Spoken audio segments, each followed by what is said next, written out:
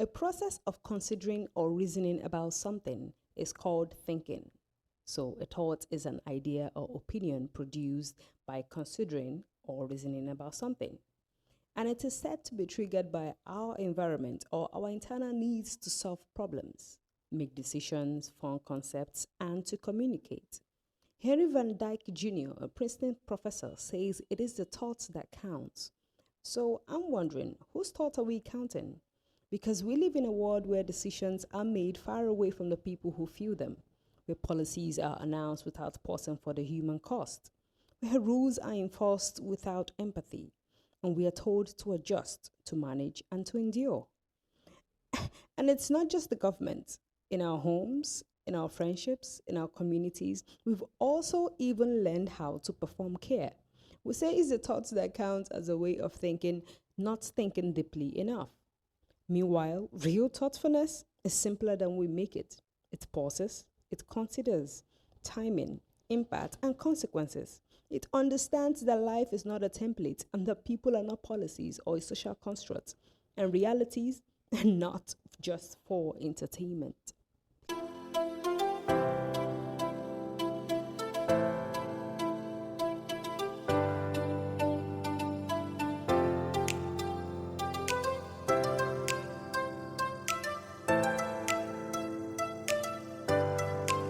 It's our first time here on earth, so keep in mind that yays, lovers, and glasses of wine, these are the things that should never be counted. Hey, you!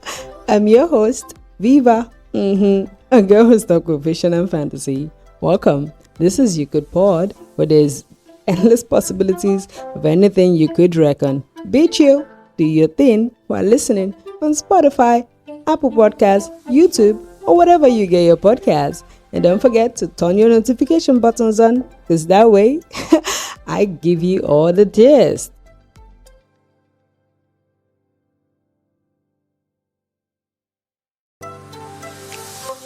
Hey, you, and welcome to another episode of You Could Pod with Moa, your girl, Viva.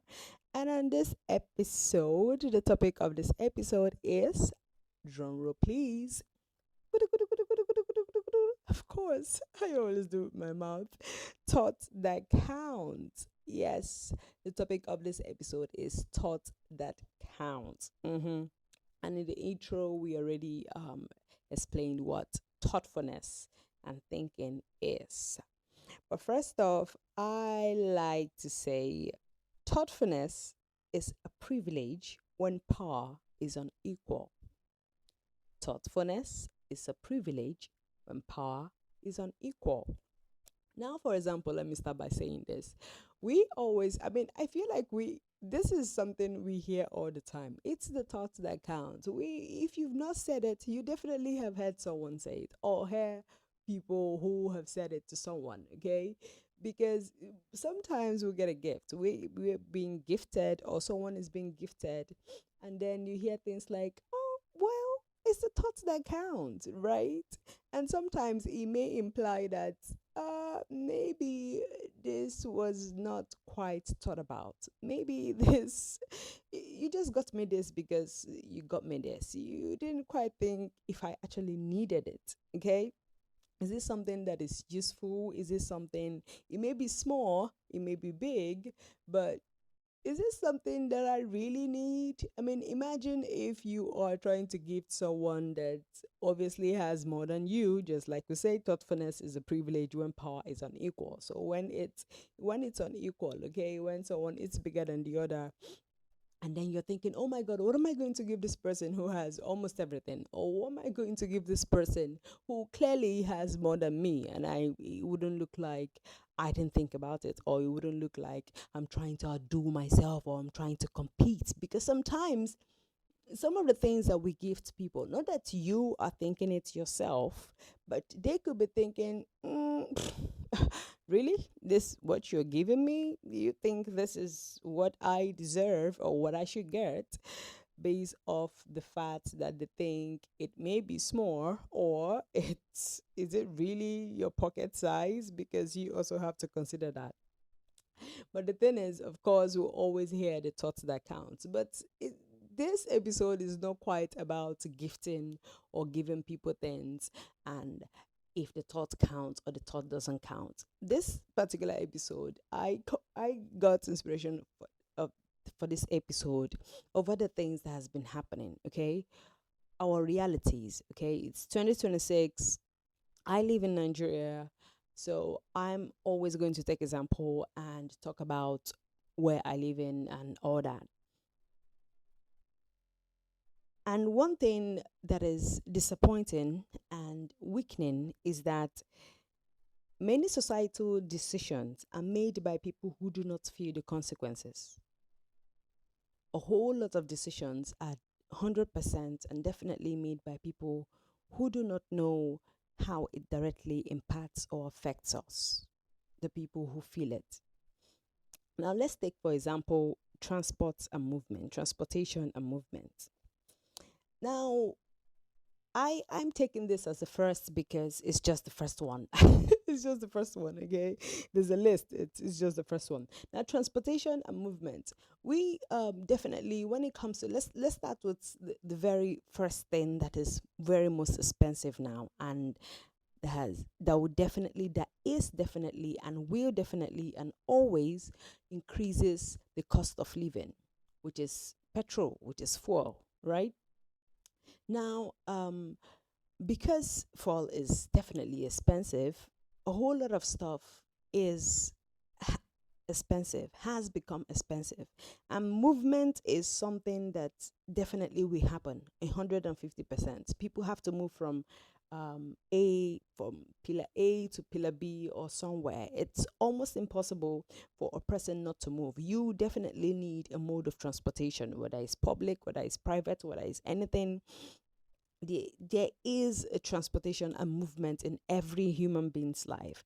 And when it comes to the increase in fares, which we all have all seen, and me particularly, I'm suffering because both, man.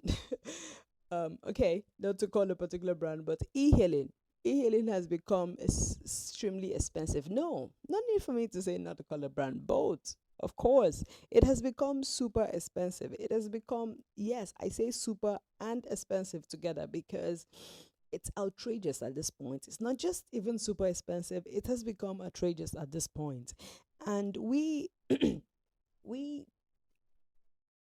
tend to understand that we know, I don't know if we all understand it as a human being, but definitely the people who effect these prices are not the people who are feeling it. You get to find out that the person who let's start by the drivers. Sometimes you hear the drivers who say, oh, the commission has increased, oh, it went from 18 to 20 to 23 to 28. I don't know what it is now. I feel it's still 28%.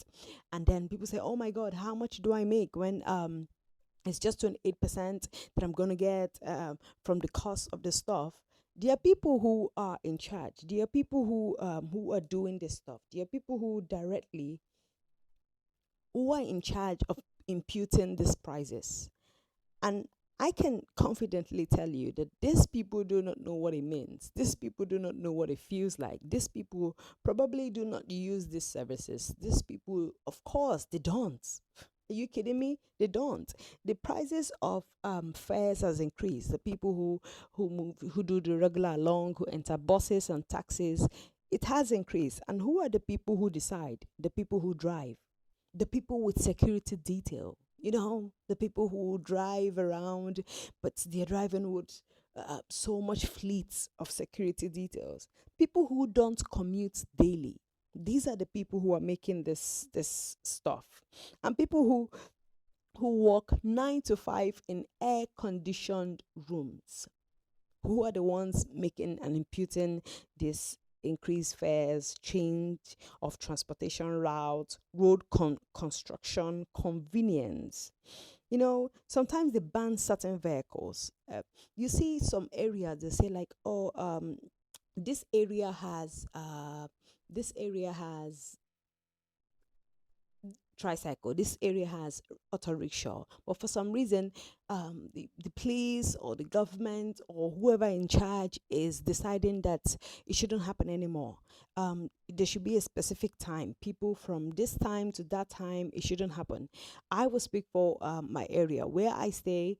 It used to be kicking up to any time, but all of a sudden, it they are limiting their time and they're stopping them to stop by. Is it 9 or 10 p.m. or something? And who are the people who are making these decisions? People who are definitely not using it.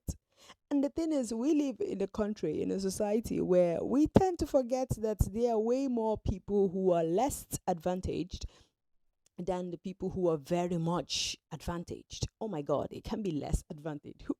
Who are disadvantaged and the people who are advantaged? Oh boy. You just gotta help me here. I mean, you get the gist. You know what I'm trying to talk about, right? And it's crazy because why is it that people with security details, government officials who have never ever, who doesn't know what it costs? Okay, these people don't know what it costs to actually buy fuel. They don't know. All they know is that it's definitely going to be there, whatever the price, even though the prices are off the roof. We're definitely gonna get it. I mean, they have to go to where they're going.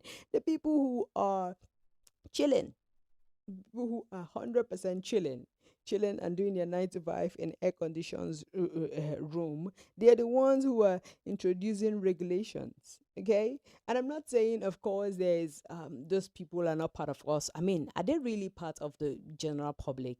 Maybe they're not. I mean, they're definitely not.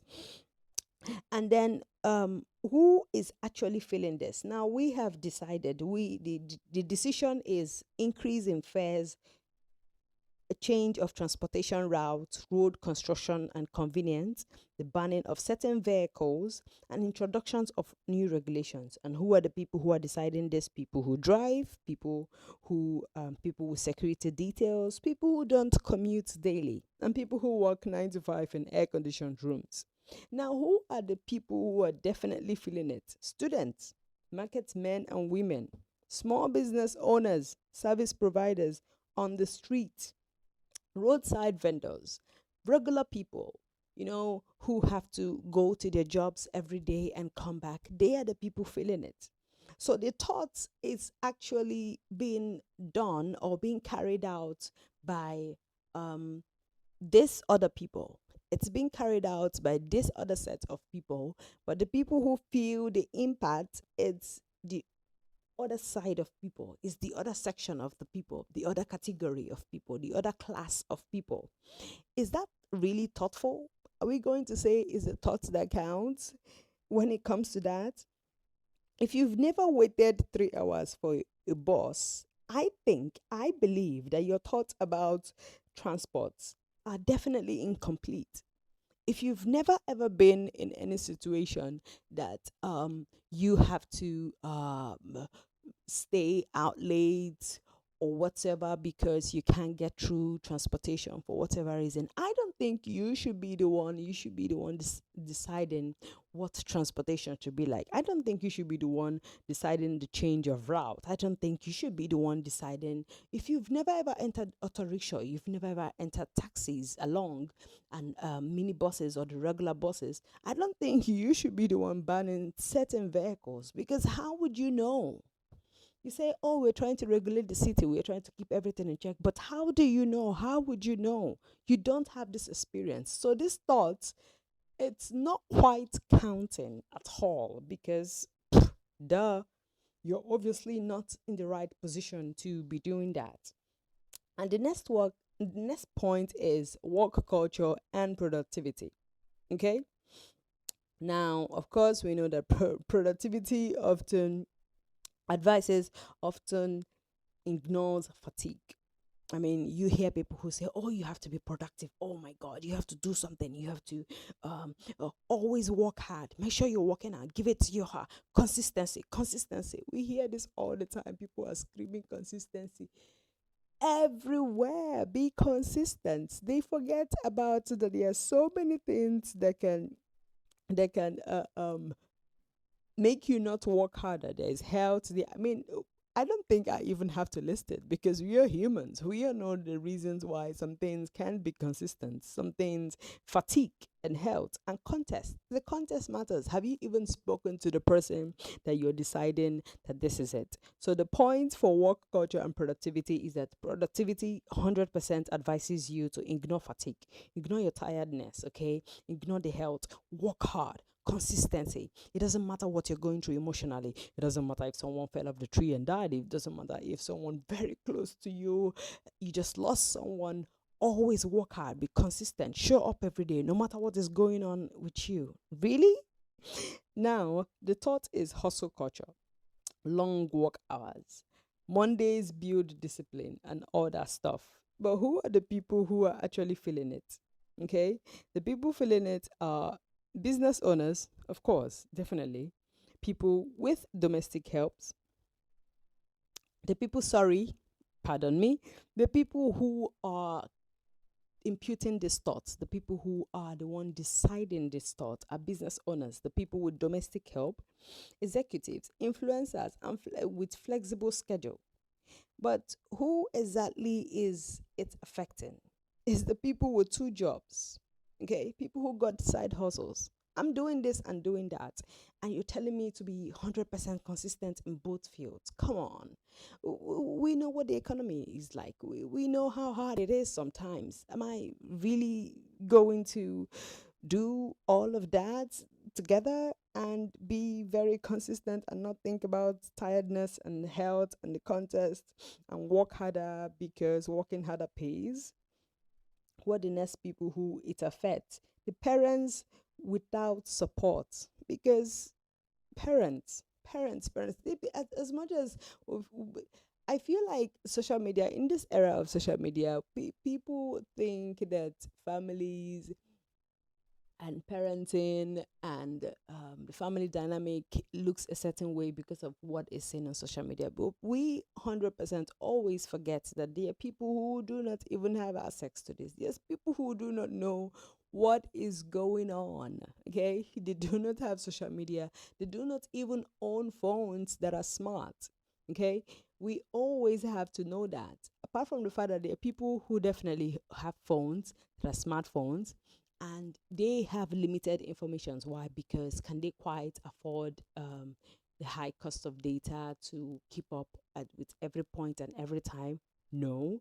We also have to think about the people who have phones, but it's not smart.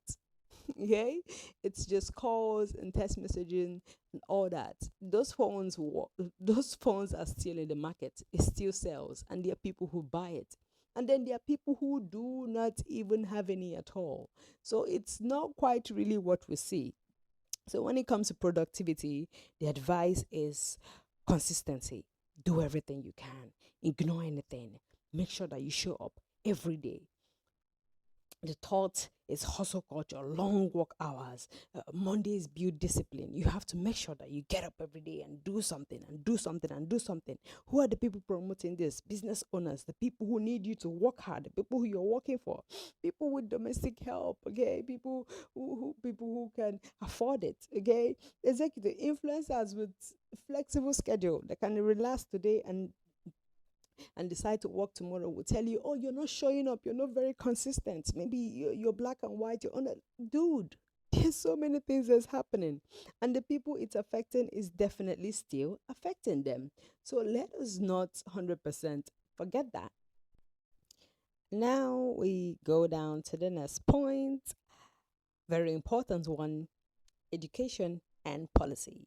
Mm-hmm. Educational policies. Now, most of the decisions, most of the thoughts that I count in, these decisions usually assume equal starting points. Now, you hear some educational policies that assume the access that doesn't quite exist. What are these thoughts? Exam schedules, curriculum, scheme of work. You see a scheme of work and curriculum and exam schedules that they say, oh, every child, this is what is expected. Of course, everybody has to have a level, but there are so many things that is being excluded. there's so many things that is not quite thought about when this exam schedules and curriculum and scheme of work is being given, because they generally believe that every student, every child, every pupil have the same equal footing. Now, a school fees increase is another thought that it's definitely not counting. Academic resources, the teaching styles. Of course, now we know 100%. If we do not know, I think we should try to know that there are people who are dyslexic. And not just that, there are kids and people who would learn differently, who have a different time frame of learning, not just time frame, how fast they can absorb, take an information, how good information. There are people who, when it is properly taught on the board, they can get it. And there are people who read and they get it. I happen to be one of the students that whatever the teacher comes and says in front of me, okay, whatever he or she says during that class stays in my head. There's possibility that during exams or during tests or homeworks or whatsoever, I may not actually give off those informations about the particular subject or topic well, but if whatever the teacher says is as if it's a crown walk, it's as if whatever you explained, it somehow lives in my head, okay? And there are students who will read, and once they've read it 100%, you don't even have to teach them, they know what they're doing, okay? Because they've read it. Could function like that. I would love to function like that. I'm using myself an example because, of course, I did function like that. I mean, I would read and understand to an extent. I'm not going to 100% say, okay, this is what I read and this is it. It's not quite like that. But if I have someone in front of me, tutor, give me a class, someone tells me the stuff, whatever this person is saying, okay, it's 100% going to make more sense and going to retain more than what is being read. Another thought is, of course, I've talked about teaching styles, academic resources. We know about academic resources. I don't know what exactly the curriculum is like right now. So mine will be a little bit backdated because Gen Z and all that stuff. But the thing is, these thoughts about exam schedules, curriculum, scheme of work, school fees increase, academic resources, teaching style, how students should adapt, the use of digital learning, online resources. These thoughts are being decided by policy writers far from the classrooms. These people who are making these decisions, they are not in the classes. Most of them, the people who make educational policies, they have, I'm not 100%, I mean, I don't want to say, yes, they have an idea of what it looks like or what it feels like, but it's not quite 100%. Why? Because they are not the child, they are not the people who are learning directly, okay? They are the ones who are making these decisions. As much as, yes, they've thought about this, they've thought about that, can they 100%? Is their thoughts and decisions 100%? Is it really going to actually cover every student? Would you say, oh, yes, this exam schedule fits every child, both the poor, the middle class, and the rich? Would you say this curriculum and scheme of work fits the three classes of people? Would you say the school fees increase is perfect? Everybody can afford it.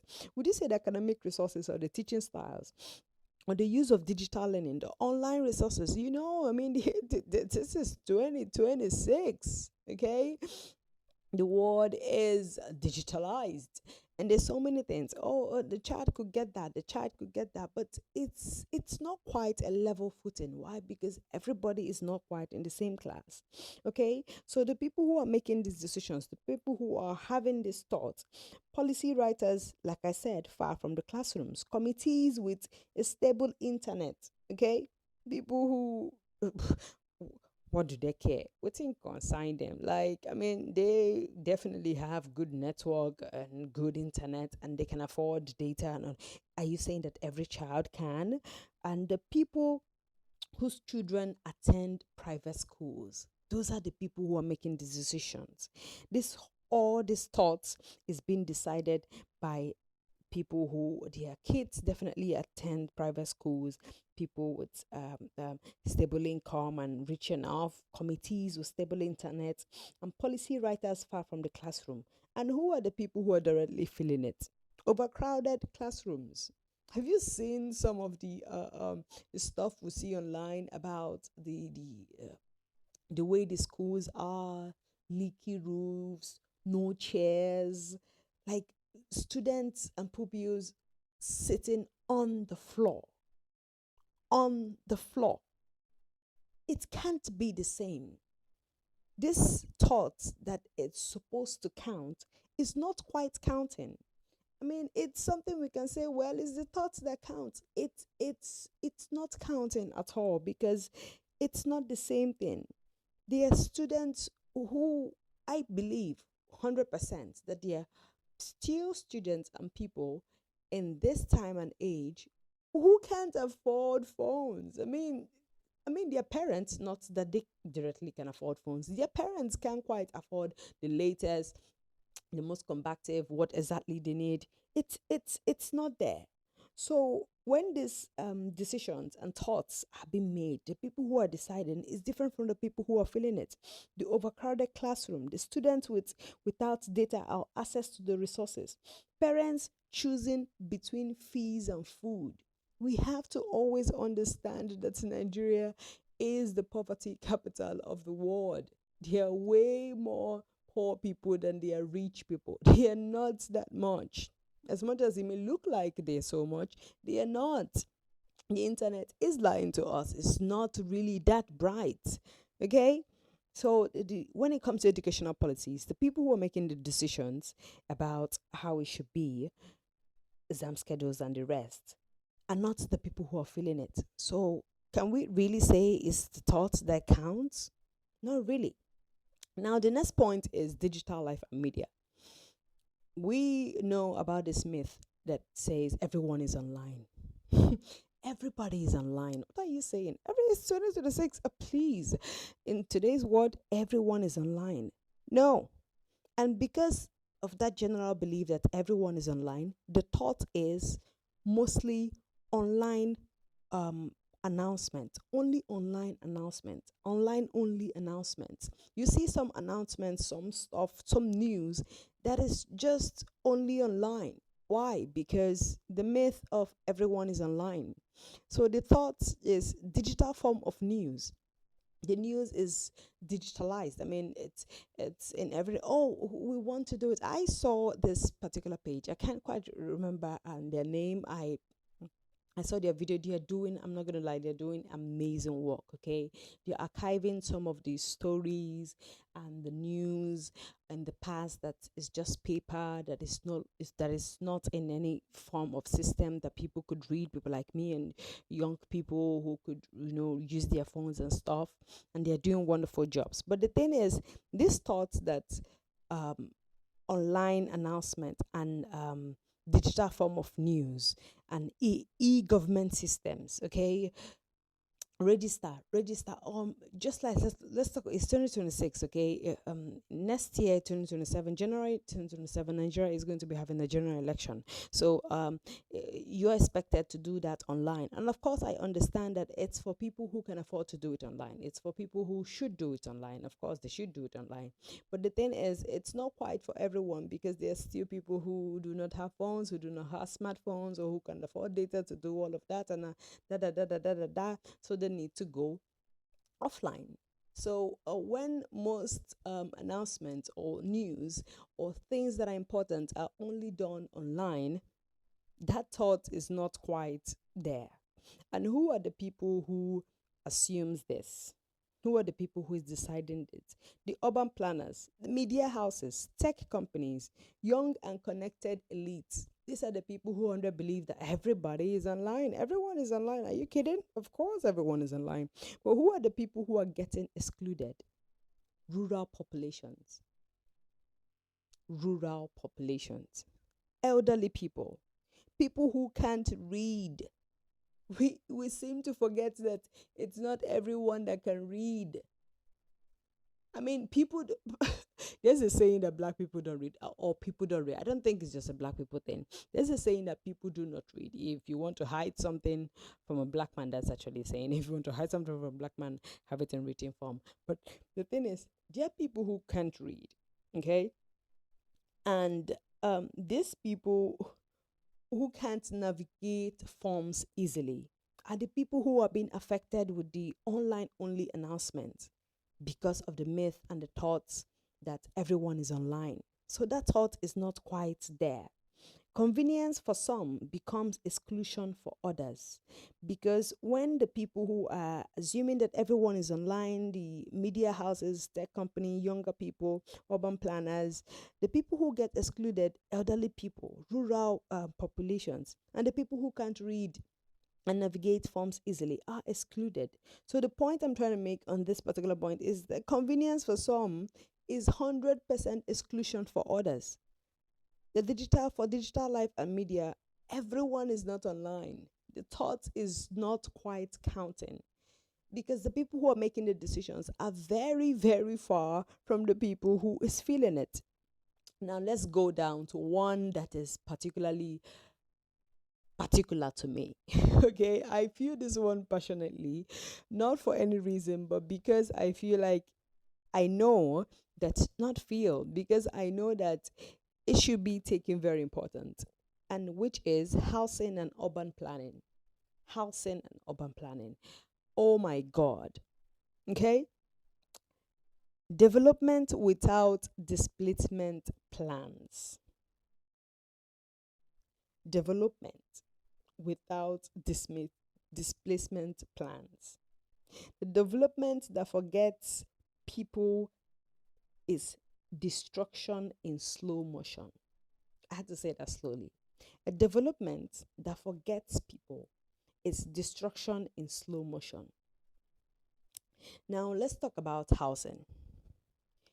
And housing, who are the people who are deciding cost of rent? House owners, people who can afford to pay no matter what. The thoughts. It's, I don't know. I get a little bit cold when I talk about housing, because if you're ever looking for one, it takes a very long time, and you will be tired. You will be your money will go very quick. Because I don't even want to talk about the agents and the rest, because those ones are just classists. They're medium, average, and poor people who think, oh, you can afford it now, just pay this amount and move on. But the thing is, when it comes to housing and urban planning, like I said, development that forgets people is destruction in slow motion. If we're not going to care about the rates, the thing is, there is not even any policies. There's no governmental policies. The thought it's not quite complete, because there is no regulation about what it should cost and what it should not cost. And then you hear people say, "Oh, are you going to tell someone how much the belts their house? If it is easy, go get your own." Dude, I understand. I I even agree with you. But come on now, the people who are deciding about cost of rent, increase in rent, what it should cost, road expansion, demolition, I mean, urban renewal. This thought, this particular road, let's put more roads, which I love. And we all love, because once the road is expanded, oh my God, less traffic. We can now move around quietly. Oh, we can now move. Oh, it's so nice. The aesthetics is fine. Transportation is easier. People can get to their destination however they want. But who are the people who are deciding? Like I said, house owners, city planners, investors, rich occupants, and political leaders. These are the ones who are deciding. And who are the ones who are losing? Who is being affected? It's the informal settlers, the small traders, the family without legal papers. Now, when they say they want to expand the road, they want to demolish and do something, there are people who are definitely getting affected. Okay, all they have to do is just show the government or show whoever is in charge or involved their papers and everything. But we forget that there are families without legal papers. There are people who this has been their rite of passage. This has been their thing. This has belonged to them for the longest and longest and longest and longest of time. So they know it. We also have to understand that again. I have to mention Nigeria is a poor country. There are people who are not there yet, people who do not have formal education, who do not understand the right from wrongs. Not the right from wrongs, I mean everyone knows right from wrong. People who are 100% going to be affected by these crazy decisions. The small people, the little earners, the people who are managing their life, small traders, informal settlers. These are the people who this cost of rent is definitely affecting. And this is crazy. This particular one is crazy, crazy, crazy, crazy because it's high. Okay? The house owners be increasing their stuff legally. I don't know. Okay? I think I'm going to try to find out if what is according to the law or the duration that is expected for an increase to be made. Because if I'm speaking for myself, mine does it yearly. Like once you renew, he tops off for you. And his stopping is, hey, the difference is very clear. There's no way you can say, okay, well, I can manage it. During the next payment, you will feel it. You will definitely 100% feel it. And they'll tell you economy, cost of living. You are the one deciding. This particular thought is done by people who it's not affecting. So this thought is counting in a particular way. The next one is security and law enforcement. Safety for whom? That is my question. When it comes to security and law enforcement, I want to ask safety for whom? Who? Now let's talk about the thoughts. And what are the thoughts? Curfews, the one I hate so much. Stop and search. Stop and search policies, surveillance policies, and curfews. Who are the people who feel safe? People with ID, people who look respectable, people with influence, young people who can afford it, old people who definitely can afford it. People who are cool, people who can, what do they care? I mean, they can afford to tip, uh, um, security agents, law enforcement, and they'll be like, okay, you can go on your merry jolly way. Yes, those are the people who feel safe, people who have the proper identification, people who look respectable. And in my country, Nigeria, here, if you do not have a dread, uh, if you have a dread, you're definitely suffering from this. You are 100% suffering from this. Okay, if you do not have a dread, oh yes, if you're properly dressed, ooh, wow, yes, this would definitely not affect you. But who are the people it's affecting? Poor communities. Okay, poor communities are definitely who it's affecting. Young people who um have dreadlocks, who look a certain way, who look like they may be bad, but it's just their look, it's just the way they are, it's just their outfit, you know. And when this stop and search and these curfew policies and surveillance policies are there, the people it's affecting are the people who this are 100%. This is 100% the people it's affecting. It's going to affect you if you look a certain way, or you probably you're home late for some reason and they're stopping and searching you, and you're dressed, if you're a lady, oh my god, if you're a girl, oh, how the world is so much, so much, so much, so much affecting the female. affecting the women.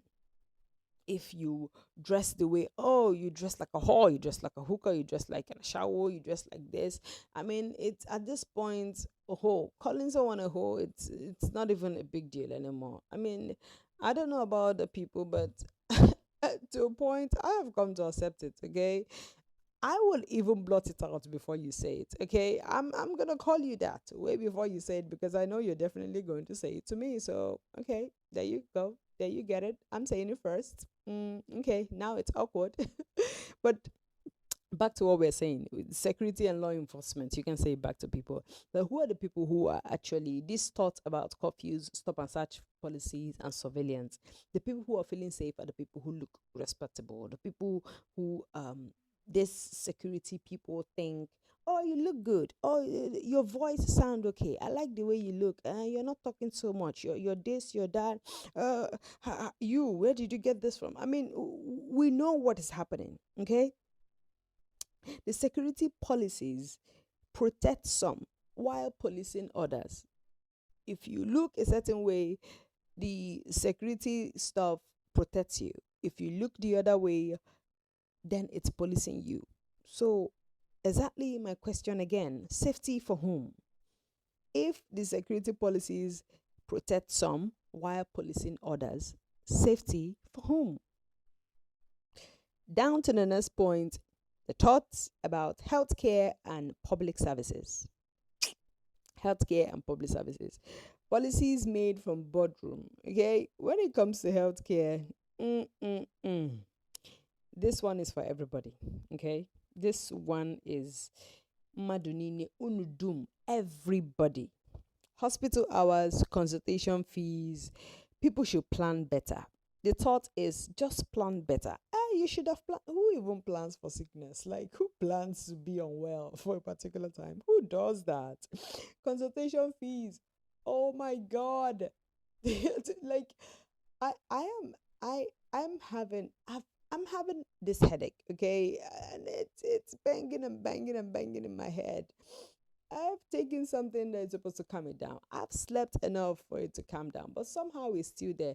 Okay, let me just go check it out. The consultation fee alone is mad. It's crazy. It's exorbitant. So the thought about hospital hours, consultation fees, and people planning better. Who are the ones who are deciding this? Who are the ones who are deciding these thoughts? Private healthcare users. Definitely. They're the ones who will tell you, you don't have an insurance? Are you kidding? You don't do this? You don't do that? Oh, trust my country. Classist capital of the world. Who are the next ones who are making these thought decisions? Are the policies makers with medical access. You work for a good company, or everything is what you can afford to pay your insurance and everything is covered, or your company just pays it for you and covers that for you, as of course what you should gain, what you deserve, what you earn, you should get. And I'm not saying it's bad, but this thought is being decided by this group of people. And who are the group of people who are suffering it? Emergency patients, rural communities, low income families. Low income families. The thing is, I've realized that almost all the points that I've made here, the people this thought always affect are the people who do not have enough. And I live and we live in times where the people who do not have enough keeps increasing every time. The inflation is crazy. It's everywhere. Okay, it's not just in Africa. It's not just in Nigeria. It's all over the world. It's increasing. It's high, extremely high. Okay, in all these thoughts, and the decisions, the people who are suffering are the people who do not have. So can we really say that this the thought is actually counting? And we forget that illness doesn't respect policy timelines. So if you say hospital hours is from this time to this time, I mean, I recall one time I was having some pain in my ear, this crazy unstoppable pain in my ear, and I had to go and see I needed to see an ENT. Went to the hospital and they're like, oh my God, the ENT doesn't show up today. Oh boy, he doesn't show up today. Okay, he's not and said today, oh, you should come tomorrow. I recall that day was a Tuesday and the ENT was supposed to come on a Thursday. Mm. Hoo. I I felt it like, oh my ears. I I took some painkillers, of course. I went to the pharmacy and trust the pharmacy to want to make sales. It's no longer about you, okay? Pharmacies at this point and this time and this era, this year and this time around, the pharmacies, they're not, as much as yes, they're going to give you what they just care about making sales. You want something and they're giving you, I'm having this pain in my ear, and at the end of the day, your bill is 40K. How? As how now? As how? If I pay just this now, how much am I going to spend in the hospital on Thursday when I meet the ENT? So this hospital hours that is, and this consultation fee that is being stipulated in the healthcare and public service, the people who have these thoughts, the people who are deciding these thoughts, are private healthcare users and policy makers with medical access. But who is it affecting? Me, you, okay? Emergency patients, rural communities, low income families. And we definitely 100 forget that illness or sickness doesn't respect policy timelines. So, I mean, uh, now we hear social norms, moral judgments. Why didn't they save? Okay? Why didn't they plan? Why didn't they leave? Who asked these questions? Who are the people? This comes from people with options, people with safety nets. These decisions are made by people. These thoughts that is supposed to count are made by people who are far, far, far, far, far away from feeling it, who do not know what it even feels like. How are we living in a world where a policy, a decision, a thought is being made by someone who doesn't actually have a direct impact, who has never felt that impact, who doesn't know what it means to feel it? But that is where we are. People who never had to choose between bad or worse. Judgment is often ignorance dressed as wisdom. I think we should know that. We should 100% know that these thoughts are not quite counting, because it's just, it's your ignorance, okay? Is you thinking the other person is probably, they're not doing well enough, they're not working hard enough, you're not consistent enough, you're not doing what you ought to do enough, you're not productive enough. Uh, the school fees, their parents should work harder. Why would you even have a child when you know you can't afford it? You forget that these things keep on increasing all the time. And when it comes to housing, they be like, if you cannot pay, move out. What is that? And then when it comes to digital life and media, everyone is online. These different thoughts, it's made by people who 100% don't feel it. But the people who it's affecting is a different set of people. So can we really say it's the thoughts that count? Can we 100% full chested say, yes, it was thoughtful. I thought about it. Now, like I said initially, thoughtfulness is a privilege when power is unequal. It's a privilege. Privilege. It's not just something that it's there, because we I just get cold, okay? I get cold about talking about this because it's tiring. We live in a world today where policies are made by people who do not feel it, people who do not know what it feels like to be in that particular positions. They are the ones who are deciding, okay? They are the ones who are telling us what to do. They are the ones who says yes. They say jump and we ask how high. But we're the ones who are suffering it. There are people who are 100% suffering it. but they are not the ones who are making the decisions.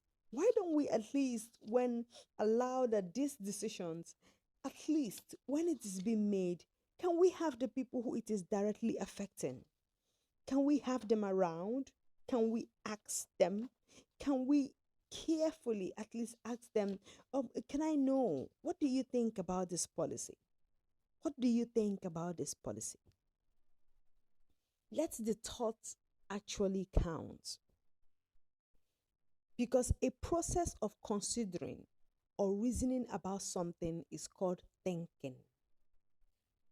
If a thought is supposed to count, then we should consider the people who it is directly affecting. If a thought is an opinion produced by considering and reasoning about something, let it be reasoned. Okay? Let's actually call people. If you want to talk about women, let there be women in the room deciding how it should be. If you want to talk about housing policies, let there not just be house owners, but occupants who would tell you how it should feel like, who would tell you, who will help make those decisions. When it comes to education, if we are definitely going to allow the people, policymakers who are away from the classroom, at least let us try to investigate. Let us try to make a survey. Let's try to look around. Let's try to feel something. Let's try and make the thought count. Can we be more thoughtful? If you want to make a decision about a thing, if you want to consider or reason about something, let the person who it's been affected, as much as the person who's making the decision, let them all be in the room. Let all voices be heard. Actually consider it. If the thought is meant to count, then it should be considered. It should be reasoned. It should be thought of. The only way a thought is going to count is because it was properly thought about. But nowadays, it's crazy. Okay, we just have the people who are deciding is different. Politicians are the ones who are telling us how we should be. Oh, they are the ones in the Senate. They are the ones who are deciding in the Senate. Oh, this is how we should be. Education reform should go like this. Housing reform should go like this.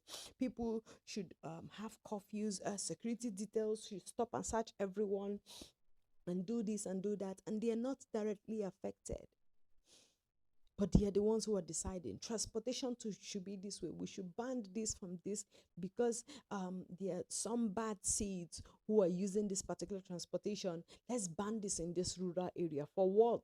Why should they? Let's ban it. You forget that this is the only thing these people can afford, or this is the only way these people can move around.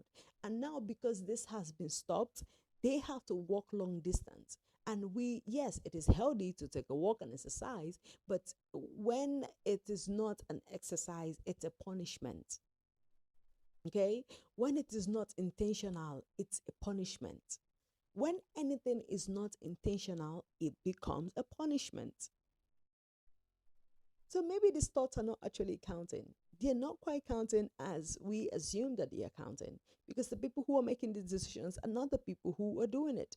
Business owners will tell you, oh, this should be the cost of the stuff because I went to the market. I know what it cost me. I know what I suffered. I know how I traveled. I know how I transported. I know everything. This should be the cost. And you then forget about the consumers, the people who are actually paying you to get the stuff. Is this what they would actually pay for this amount? There is no consideration. The thought is not counting at all. Nobody cares. Everyone is being selfish. And because of that, we live in a community, we live in a world, we live in a time and a space where everybody, some way or the other, is suffering it. And I think enough said, okay? I think enough said. Let our thoughts actually count, okay? Let our thoughts actually count. Let's not always, let's try to do something that changes us from living in a world where decisions are made far away from the people who feel it. Because if we say it's a thought that counts, whose thoughts are we counting? Are we counting that of those who are actually able to afford it? Are we uh, counting the thoughts of the people because they are the ones making these thoughts? Are we counting their thoughts over to the people who is actually being affected? We just say the thoughts count as a way of not thinking deeply enough. Meanwhile, thoughtfulness is simpler. It takes a time, it cares about impact and consequences. It understands that life is not a template and people are not policies and social constructs. And realities are not entertainment. Let the thought count. And this is not just about public policies or whatsoever. In everything you do, if you say that I am thinking about this person, I am considering this person, I want to do something this person, let the person have a say. Let the person have a say. This is why particularly people say, oh, I want to surprise you. Unless you are very sure that this person is 100% going to be excited about this particular stuff, don't think it's a good surprise, okay? Don't think it's a wonderful gift. Unless you are being thoughtful, or yeah, they may not actually understand why I'm gifting them this, but I will give them this because this is the change I want to see in them. I want them to do something about this. This is what I care about. And the only way I feel I can do it is to do this, is to show them. Maybe I can't tell them, I can't 100% tell them how I feel about this stuff because they may feel insulted, they may feel looked down on, they may feel like it's not your place, it's not your right. So you're actually being thoughtful about not saying it. So the other way of establishing or actioning your thoughtfulness is by then gifting them or giving them something um, that explains what you couldn't say or what you've been trying to say. So thoughtfulness is considering and reasoning about something or about someone. So it's a privilege. Let's try to use it. Let's all try to abide by it and think about it and let our thoughts actually count. The one that pains me, it's let our thoughts 100% count, okay? Let's just let this thought count. Let's try to allow our thoughts to count by thinking about the people who it's actually going to affect, the people who is actually going to receive the gift, the people who is actually going to hear about this, who's going to feel the impact and all that. If we are saying our thoughts is counting, then it should be a reflection of the consideration that we are giving the people that we care about, the people that we say and we act like we care about. That's just about that. Thank you for listening. And of course, don't forget social media to come join us on Instagram or Facebook to drop your comments, share your thoughts. Give me your 2 cents, your 3 cents, or your 10,000 cents, or $1 million cent, because we know there are people who are better than the others, and they are the ones who are making these thoughts, and then the people who have lesser are the ones who are receiving. So I have a lesser thought here, you have the bigger thought here. Why don't you come and drop your stuff, continue the conversations online on social media handle with you could pod on Instagram and you could pod on Facebook. Watch and listen on YouTube. The thoughts that count, the thoughts that count, the thoughts that count. Let's start making our thoughts count. Don't forget, I'm your girl, Viva, a girl who's stuck with fiction and fantasy. And one thing you need to know 100% is that yays, lovers, and glasses of wine, these are the things that shouldn't be counted. Okay? For now, ciao. I am definitely going to be back.